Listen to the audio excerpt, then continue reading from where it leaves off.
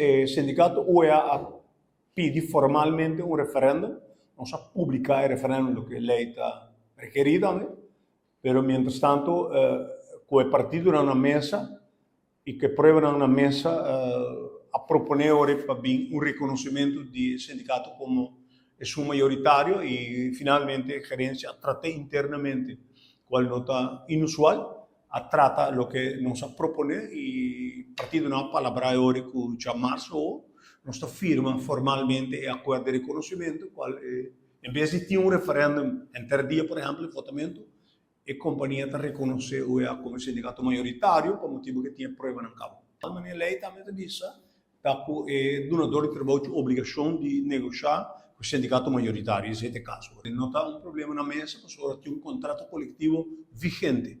Agora firmar para o sindicato está em todo caso.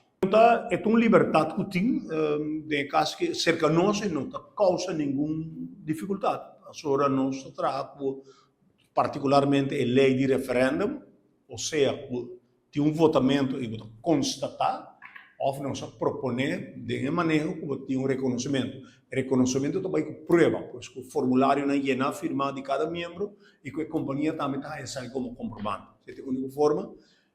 Porque a companhia não está ele la cabeça é mais eficiente, pero não está por mim nem última companhia que está atender ou negociar com mais um sindicato da empresa.